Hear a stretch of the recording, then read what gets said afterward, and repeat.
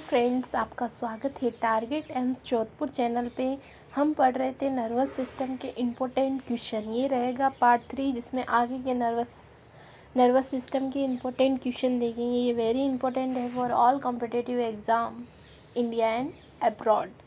ठीक है, 60 नंबर तक हमने देख लिया था। अब हम 61 नंबर क्वेश्चन देखेंगे। Inability to carry out normal activity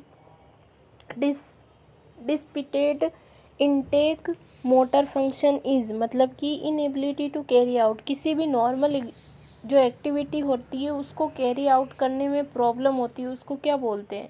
उसको बोलते हैं एप्रेक्शिया। क्या बोलते हैं? एप्रेक्शिया। याद रखना, किसी भी मतलब नॉर्मल जो अपनी एबिलिटी होती है किसी काम को करने की, एक्टिविटी होती है मोटार फंक्शन करने की, अगर उसमें इनएबिलिटी आ जाए तो उसको बोलते हैं एफेक्सिया। ठीक है, इनएबिलिटी टू परफॉर्म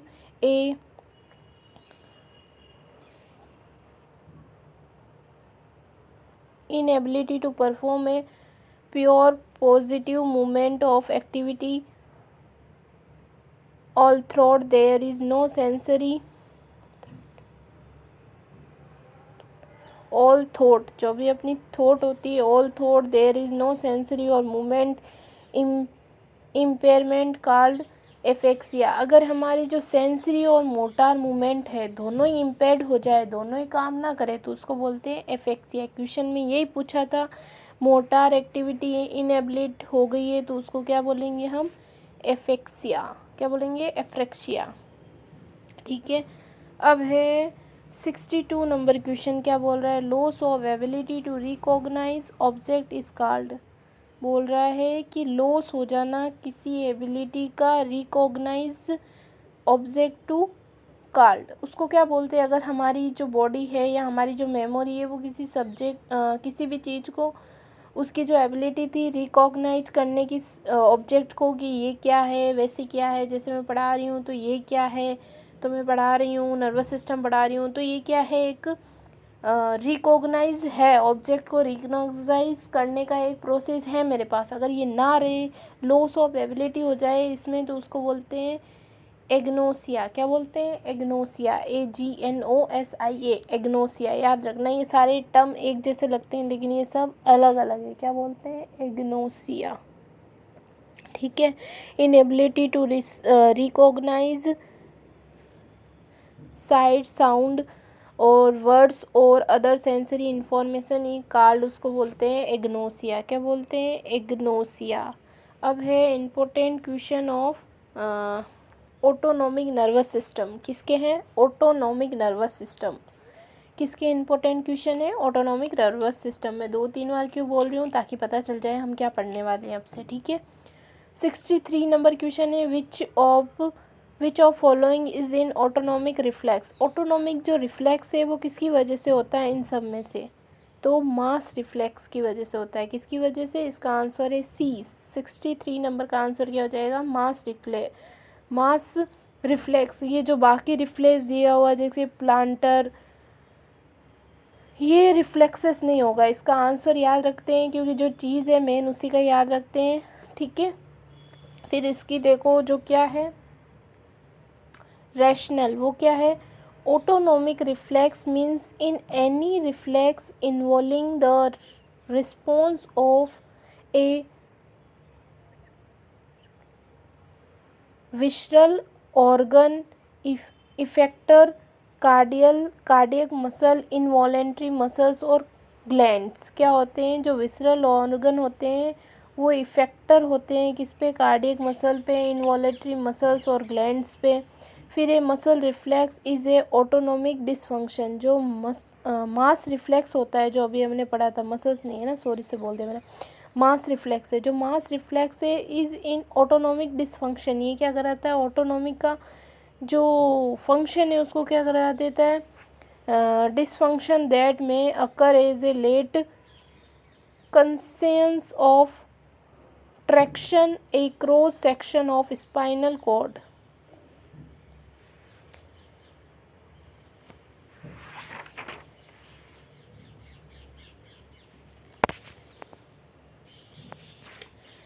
ठीक है, स्पाइनल कॉर्ड ये हो गया। फिर क्या करवाता है, mass reflex is marked by episodes of sweating. ये क्या करवाता है, एपिसोड्स कराता है स्वेटिंग के, ब्रेडिकार्डिया कराता है, हाइपोटेंशन करवाता है, यूरिनरी रिटेंशन करवाता है, एंड मसल में जो स्पाज्म ऑफ लेग्स होता है उसको भी यही कराता है, ऑटोनोमिस वाला। और एक्सेप्ट क्या है मास रिफ्लेक्स में, अदर जो रिफ्लेक्स होते हैं are not autonomic reflex, it produce by voluntary muscles by exterior. जो एक्सटीमियर्स के होते हैं जैसे हाथ पाँव का मूवमेंट वगैरह, ये क्या होते हैं, ये अपने मास रिफ्लेक्स में नहीं आते हैं ना।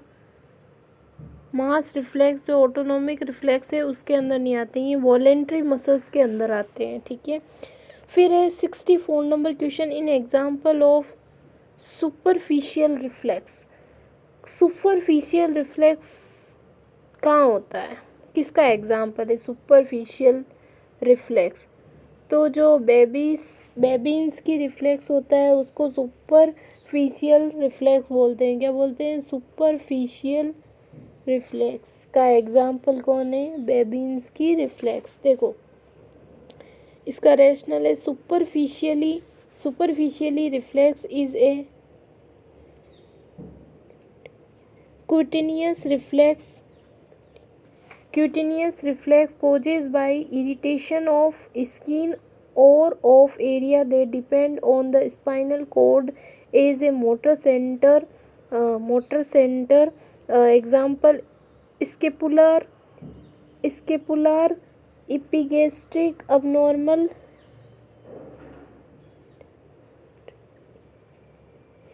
crematis, gluteal and planter reflex. ये सब कुछ क्या है, ये स्पाइनल कॉर्ड और मोटर सेंटर के रिफ्लेक्सेस है, ये उसके द्वारा काम होते हैं। कौन कौन से, स्केपुलर, एपिगैस्ट्रिक, अब्डोमिनल और क्रेमेटिक और ग्लूटियल एंड प्लेंटर रिफ्लेक्स जो होते हैं वो किसकी वजह से काम करते हैं, स्पाइनल कॉर्ड और उसके वजह से, है ना। फिर है और in central in the medulla क्या है, सेंटर में होता है, जिसके अंदर कौन कौन आता है, मेडुला के अंदर आता है कंजक्टिवाइल और पिपिलरी और प्लेंटर रिफ्लेक्स, ये सब कुछ आते हैं अपने मेडुला के एग्जाम्पल से। अगर मेडुला का एग्जाम्पल पूछे तो कौन कौन से होंगे, कंजक्टिवाइल, पिपिलरी और प्लेंटर रिफ्लेक्स। फिर है द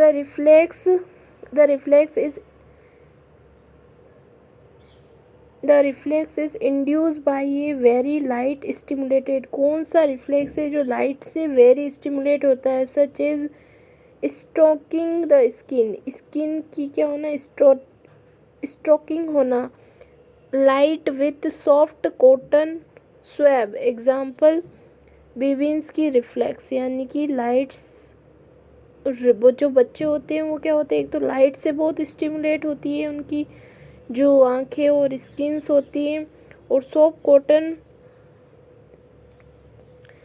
कॉटन से उनकी क्या करना है, स्किन्स को हमें मतलब आराम से उनकी स्किन को साफ़ करना है, और उसका एग्जाम्पल हो जाएगा बेबीन्स की रिफ्लेक्स, बेबिन की रिफ्लेक्स। फिर एक 65 नंबर क्वेश्चन जो क्या बोल रहा है, which division of the nervous system initiate a response known as a fight और फ्लाइट। ये बोल रहा है कि जो नर्वस सिस्टम है, ठीक है ना, उसका इनिशिएट रिस्पॉन्स जो होता है उसको हम फाइट और फ्लाइट बोलते हैं, ठीक है। तो वो किसकी वजह से होता है, वो क्यों होता है, और वो उसको कौन करवाता है, ये ऐसे बोलना चाहता है। तो पैरासिम्पैथेटिक नर्वस सिस्टम या सिम्पैथेटिक नर्वस सिस्टम या फिर सोमेटिक नर्वस सिस्टम, तो उसको करवाता है सिम्पैथेटिक नर्वस सिस्टम। कौन करवाता है, जो हमारी बॉडी में जो फ्लाइट और फाइट वाला जो काम होता है, यानी कि जैसे कि हमारे पीछे कोई कुत्ता पड़ गया हो, ठीक है, तो हम क्या करेंगे, भागेंगे। उस समय हमारा क्या जो होता है वो होता है सिंपैथेटिक नर्वस सिस्टम काम करता है। मतलब वो कुत्ता एकदम से उसको पता चल गया आपको खाना ही है तो वो क्या करेगा, वो कुछ भी नहीं देख रहा, अगर आप रुक रहे हो वो फिर भी खाने को, तो आप क्या करोगे, भागोगे। ठीक है, तो क्या हो गया, वो सिंपैथेटिक नर्वस सिस्टम है। और पेरीसिम्पैथेटिक नर्वस सिस्टम क्या होता है, ये रिलैक्स के समय काम करता है। जब कुछ नहीं है, हम आराम से बैठे हैं, जैसे कि अभी मैं ही बैठी हूँ आराम से, तो कौन सा सिस्टम काम कर रहा है, सिंपैथेटिक नर्वस सिस्टम काम कर रहा है ना। इसमें क्या होता है, सब कुछ रिलैक्स होता है। रिलैक्स कैसे, जैसे कि बीपी नॉर्मल है, हार्ट रेट नॉर्मल है, पैरासिम्पैथेटिक सिस्टम हाँ सिस्टम में तो क्या होता है, नर्वस सिस्टम में जो ये सब नॉर्मल काम करे। लेकिन जो सिस्टमेटिक होता है, जो सिम्पैथेटिक होता है, उसमें क्या होता है, हर चीज़ हाई हो जाती है, बीपी थोड़ी इंक्रीज हो जाएगी। जैसे कुत्ता भाग रहा है पीछे तो बीपी इंक्रीज होती है, हार्ट रेट इंक्रीज होती है, और भी चीज़ें इंक्रीज होती है। मैंने पढ़ाया भी है, आगे और पढ़ेंगे। और अभी इसके रैशनल में भी देखो, फाइट और flight reason given by a WB कैनियस US फिजियोलॉजिस्ट है ये कोई, इन्होंने बोला है is the generate response of the body to in emergency situation. ये कैसे होता है, एमरजेंसी सिचुएशन में होता है। ठीक है, फिर it is initiated by intense stimulation of the sympathetic nervous system of autonomic nervous system and the adrenal medulla. जो हमारी किडनी होती है उसके ऊपर होती है एड्रेनलिन मेडुला। ठीक है, increase secretion of the non epinephrine और एपिनेफ्रिन ड्यूरिंग एमरजेंसी सिचुएशन। जो एमरजेंसी सिचुएशन होती है उसमें क्या होता है, जो एपिनेफ्रिन और जो नॉन एपिनेफ्रिन है उसकी जो वैल्यू होती है, उसकी जो मात्रा होती है वो इंक्रीज़ हो जाती है और वहाँ से रिलीज़ भी होना स्टार्ट हो जाता है। This response prepare the body to enter free और फाइट, फील और फाइट बोल रहा है ये। ठीक है, फिर 66 नंबर क्वेश्चन है, the emergency control branch of human nervous system is which of the following. कौन करता है, अभी पढ़ा था हमने, सिंपैथेटिक नर्वस सिस्टम करता है, तो इसका आंसर ए हो जाएगा। फिर stress cause related release of, जो स्ट्रेस होता है वो किसके द्वारा कोज होता है, रिलीज होता है, तो हमने अभी पढ़ा था एपिनेफ्रिन में, तो इसका आंसर क्या होगा, डी। अभी देखते हैं, तो डी है इसका। ठीक है, फिर ये क्या बोल रहा है, एनी फिजियोलॉजी सॉरी पहले है एनी फिजिकल एंड फिजियोलॉजिकल और psychologically force that disturbs equilibrium called stress. जो नॉर्मल जो बॉडी है उसके अलावा फोर्स लगना उन सब में, फिजिकल में, फिजियोलॉजिकल में, साइकोलॉजिकल चीज़ों में डिस्टर्बेंस हो जा, और उसमें कुछ चीज़ का इक्विलिब्रियम जो होता है वो बैलेंस नहीं रह पाता है, उसके कारण क्या होता है, स्ट्रेस होता है। और फिर बोल रहा है ड्यूरिंग स्ट्रेसफुल जो सिचुएशन होती है उसमें क्या होता है, या तो फाइट करो या फ्लाइट करो, या तो वहाँ से भागो और यहाँ तो वहाँ से उस सिचुएशन से लड़ो, दो ही काम होते हैं। ठीक है, level of adrenaline medulla hormone like epinephrine non epinephrine both called set catecholamines are increase. मतलब ये बोलना चाहता है कि बोथ इंक्रीज होता है, उसको बोलते हैं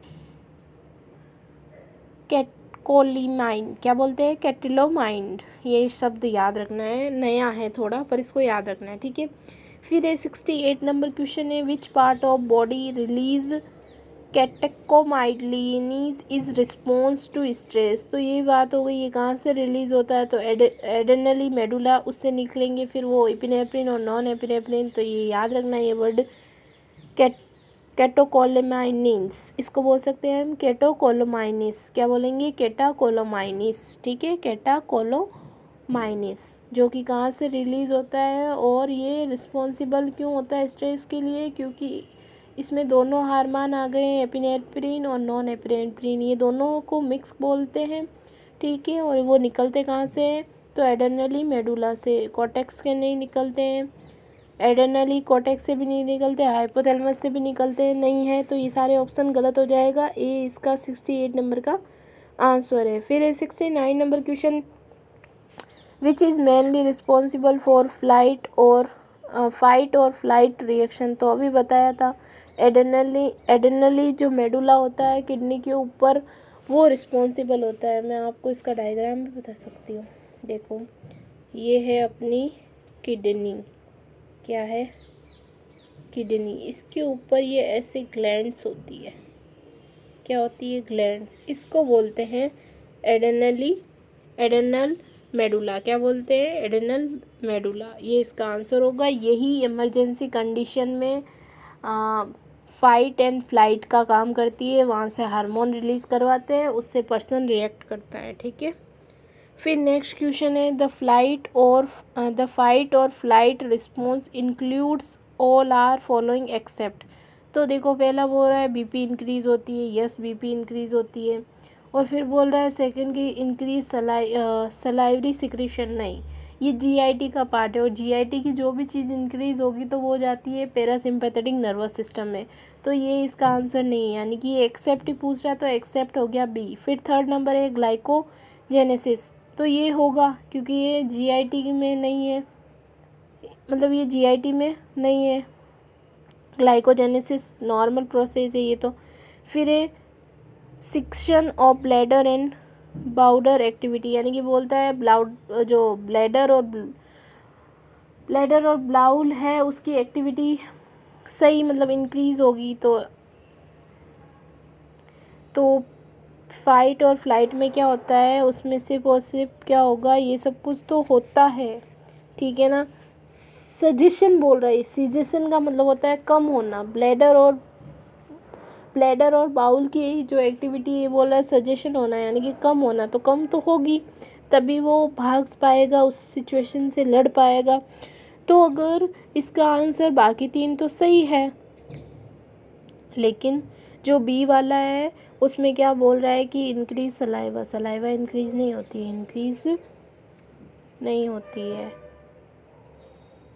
मतलब जो पैरासिम्पथेटिक सिस्टम है उसमें इंक्रीज होती है। तो इसका आंसर क्या हो गया, बी। ठीक है। फिर इक्वेशन इसका रैशनल क्या है, ड्यूरिंग फाइट और flight response for sympathetic situation all body system activity increase except digestive, मतलब डाइजेस्टिव की जो एक्टिविटी है वो क्या हो जाएगी, डिक्रीज। बाकी सब क्या हो जाएगी, इंक्रीज।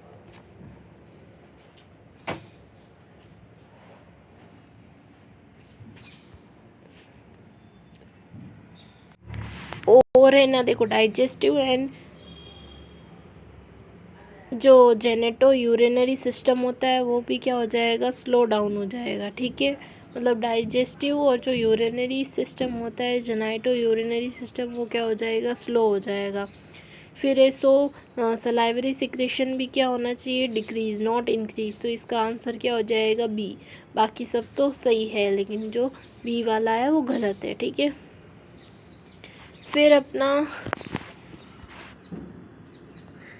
71 नंबर क्वेश्चन क्या है, विच of the following is not a function of sympathetic nervous system. बोल रहा है कि जो सिंपैथेटिक नर्वस सिस्टम है उसका काम नहीं है।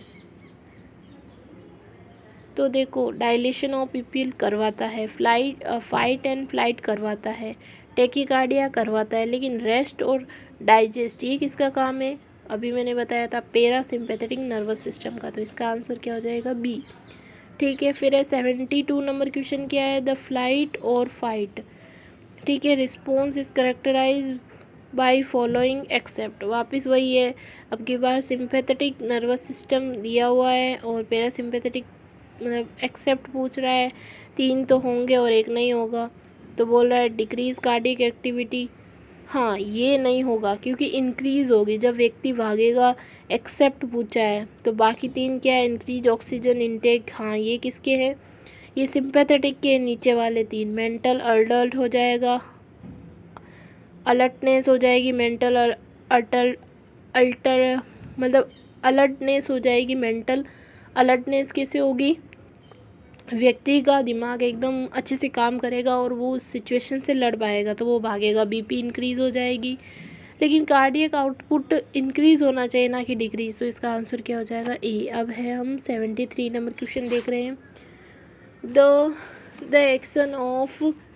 Action of sympathetic nervous system in the walls of airway is called. बोल रहा है the action of sympathetic nervous system in wall of airway is called. उसको क्या बोलते हैं? इंक्रीज गैस एक्सचेंज या ब्रोंकोडाइलेशन या ब्रोंको कॉन्स्ट्रिक्शन या इंक्रीज सिक्रेशन। तो उसको बोलते हैं ब्रोंकोडाइलेशन। इसका आंसर होगा बी। फिर 74 नंबर क्वेश्चन क्या बोल रहा है? Which is the neurotransmitter responsible for sympathetic vasoconstriction. Vasoconstriction कौन करवाता है? तो कौन करवाता है वेजोकॉन्स्ट्रिक्शन? देखो, which is the neurotransmitter, कौन सा न्यूरो ट्रांसमीटर है जो रिस्पॉन्सिबल है फॉर सिंपैथेटिक वेजोकॉन्स्ट्रिक्शन में? तो वो होता है नॉन एपिनेफ्रिन। इसका आंसर क्या हो जाएगा? डी। क्यों होगा वो हम देखते हैं।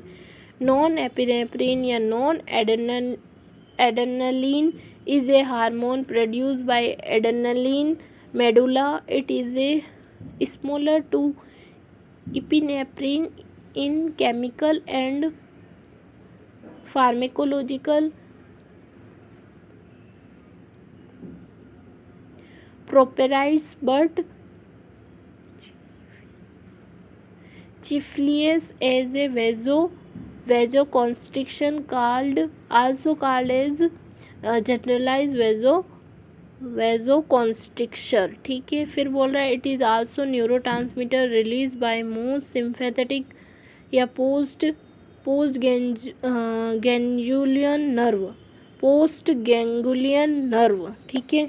75 नंबर क्वेश्चन है। One function of parasympathetic nervous system, मतलब कि कौन सा एक फंक्शन बताना है जो काम करेगा अपना पैरासिम्पैथेटिक। तो हमें ढूंढना है रिलैक्सेशन वाला। तो रिलैक्सेशन कौन हो रहा है?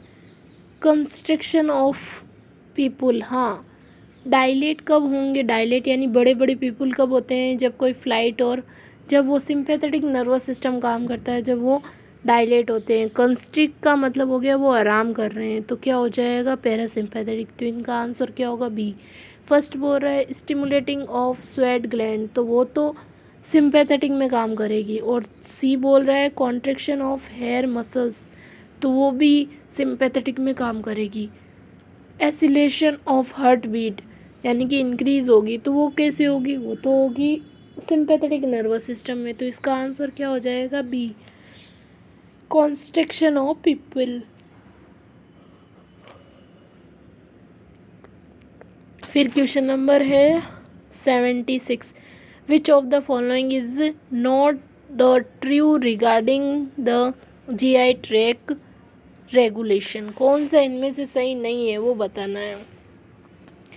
तो देखो, पहला बोल रहा है, पहला तो मुझे लग रहा है सही है, सेकंड भी सही है, थर्ड जो है वो गलत है। क्या बोल रहा है? The neurons of the electric, third क्या बोल रहा है?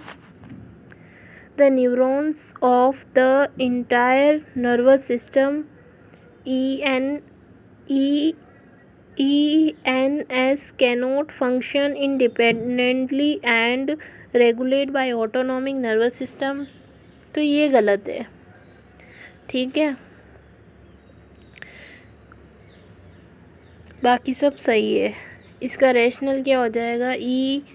ENS brain of gut is a division of autonomic nervous system consist of millions of neuron of myenteric submucosal plexus all throughout the ENS is innervate and medullary by sympathetic and parasympathetic axon from the other divisions of the anus. The entire nervous system also act independently। ठीक है। अब है spinal chords के कुछ importance questions. किसके? Spinal cord के। जो कि हम पढ़ेंगे नेक्स्ट वीडियो में, क्योंकि इसके काफ़ी क्वेश्चंस है इसीलिए स्पाइनल कॉर्ड के। Okay, thank you so much.